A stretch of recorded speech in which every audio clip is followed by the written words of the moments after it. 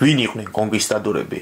თავგადასავლობის და ოქროს პონის სურვილით შეპყრობილი ადამიანები თუ დამპყრობლები, რომელმაც ცივილიზაციები ააოხრეს. ამ ჩანაწერით მოგვითხრობ თუ რას აკეთებდნენ ახალ სამყაროში ამერიკაში ჩასული ევროპელები. მანამდე კი გამოიწერეთ არხი.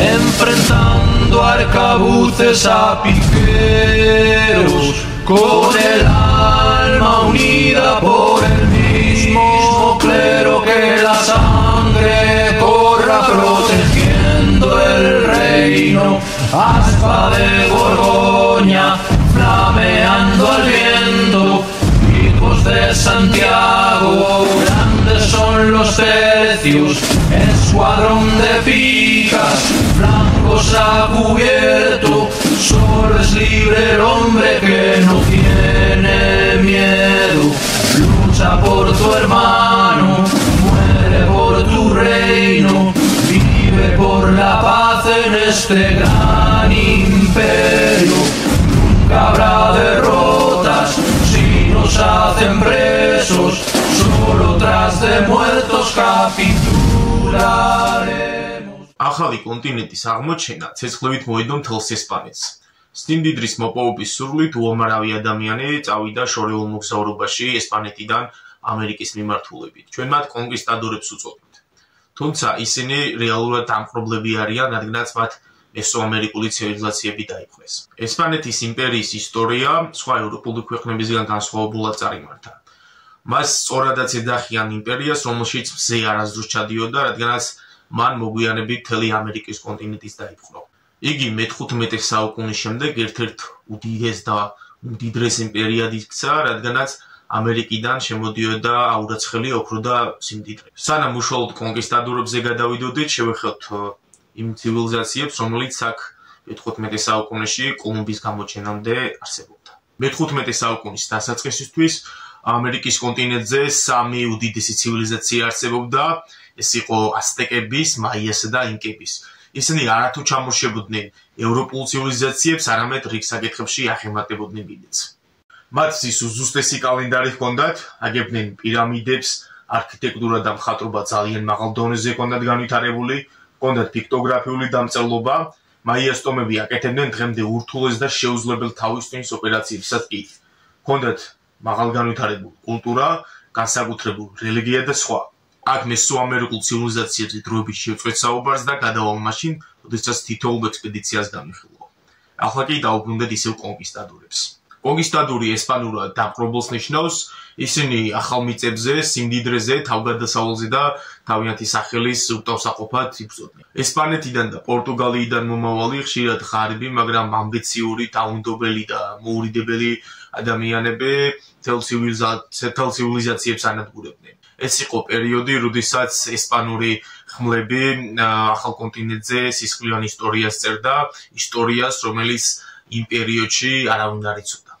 კონკისტადორები მრავლად იყვნენ, მაგრამ რამდენიმე მათგანმა მთელი ისტორია შეცვალა. ეს იყო ერნან კორტესი, ფრანცისკო პისარო, ვასკო ნუნიეს დე ბალბოა, პედრო დე ალვარდო, ჰერნანდე დე სოტო და ლეგენდარული და მითოლოგიურ ბურთში ჩაფლული ხუან პონსე დე ლეონე.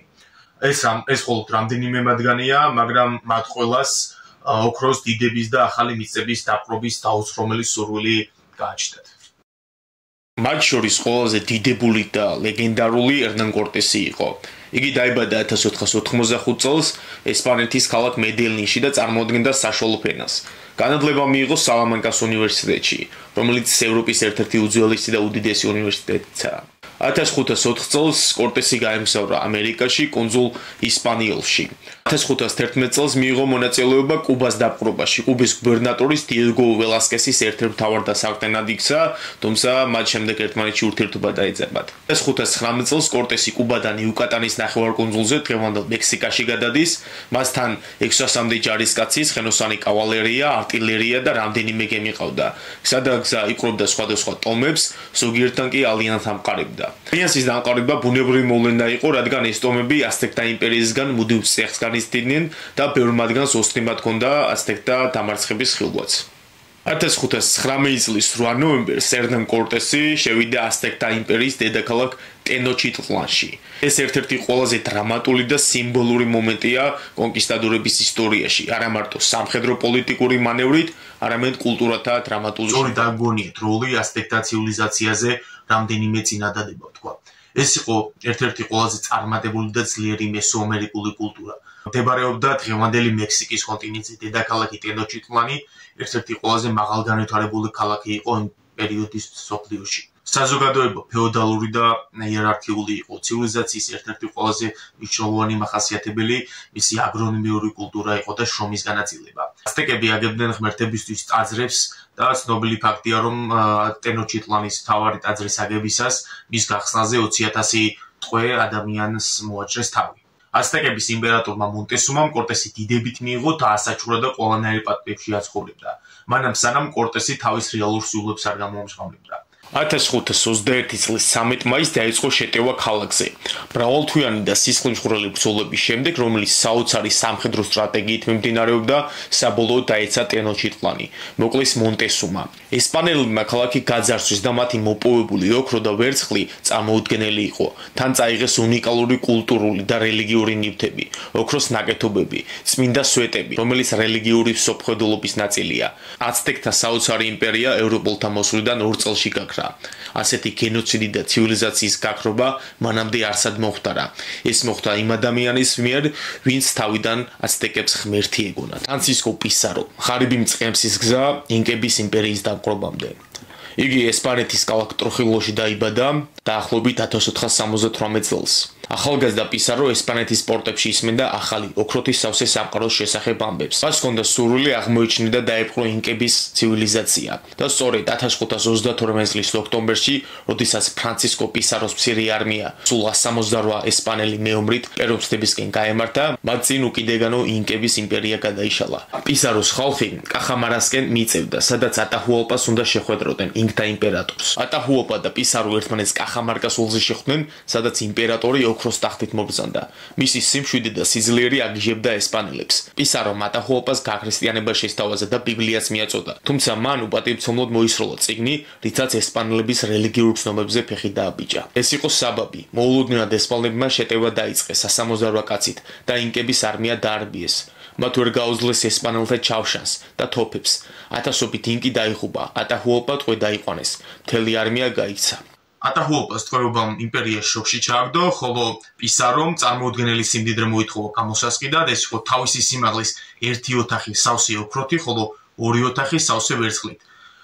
ინკებმა გადაიხადეს გამოსასყიდი, თუმცა პისარომ ატაჰუალპა მაინც მოკლა. 1923 წელს პისარომ და მისმა თანამებრძოლებმა აიღეს დედაქალაქი კუსკო, ხოლო 1535 წელს დაარსეს დედაქალაქი ლიმა, რომელიც შემდეგში ახალი ადმინისტრაციული ცენტრი გახდა. ინკების იმპერიის დამხობის შემდეგ პისაროს წარმოუდგენელი პატივი ხვდა წილად, თუმცა მისი ბედი მაინც ტრაგიკული აღმოჩნდა, რადგან 1538 წელს მას აუჯანყდა თავისი თანამებრძოლი დიეგო დე ალმაგრო. მართალია მან ამ წელს ეს აჯანყება ჩაახშო სისხლით, მაგრამ მისმა მემკვიდრეებმა მაინც მოკლეს პისარო შეთქმულებით. 1551 წლის 26 ივნისს თითქმის 60 წელს მიტანებული ფრანცისკო პისარო მოკლეს და ლეგენდის თანახმად მან თავის სხეულზე, თავისი სისხლით ჯვარი გამოისახა, პატიებას თხოვა ღმერთს და გარდაიცვალა. მოგვიანებით პისარო ლიმას საკათედრო ტაძარში დაასაფლავეს და ის დარჩა ისტორიაში ადამიანად, რომელმაც ძალაუფლების, სიმდიდრის და პატივის გამო ყველაფერი გაწირა, საკუთარი სიცოცხლეც კი. მე-16 საუკუნის ევროპელ კონკისტადორებს შორის იყვნენ ასევე ნაკლებად ცნობილი ადამიანებიც, თუმცა მათი აღმოჩენები და მიღწევები ასევე აღმოფრთოვანებელია.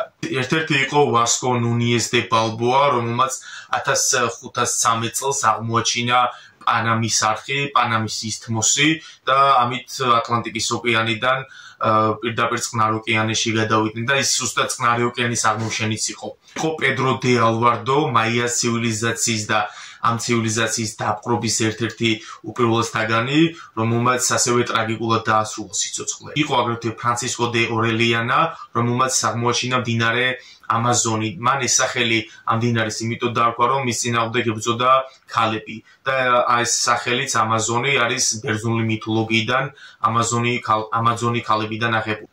ხოლო მათ შორის ყველაზე ლეგენდარული იყო კონკისტადორი პონსე დე ლეონი, რომელიც კოლუმბის მეორე ექსპედიციაში მონაწილეობდა. ის ერთ-ერთი პირველთაგანია, რომელმაც ჩრდილოეთ ამერიკაში და ფლორიდაში იმოგზაურა. ხოლო მისი სახელი ჩვენ ვიცით ცნობილი ჰოლივუდის ფილმიდან კარიბის ზღვის მეკობრეები, სადაც პერსონაჟები ეძებენ გაახალგაზრდობის წყაროს და ლეგენდის თანახმად ზუსტად გაახალგაზრდობის წყაროს ძიებაშიც გარდაიცვალა ეს ადამიანი. ამით ეს ჩანაწერი დასრულდა. შევეცადე მოკლედ და ინფორმაციულად გადმომეცა მთლიანად კონკისტადორების ისტორია და მათი მიღწევები, ვინ იყვნენ ისინი და რა სურდათ. იყვნენ ნამდვილად დამპყრობლები თუ ოქროსა და თავგადასავლის მანძიებელი ადამიანები. გამოიწერით არხი, ამით რომ მეც სტიმულს მომცემთ, რომ გავაგრძელო ვიდეოების ჩაწერა სხვადასხვა თემებზე. ასევე მომაწოდეთ იდეა, რის შესახებაც გადავიღებ ხალხებს. Alba hacen presos, solo tras de muertos capitularemos la bola de malla, chaleco de cuero, peto y espaldar me guardarán del hierro, levantar las picas con un canto al cielo, nunca temeré si van columna el tercio.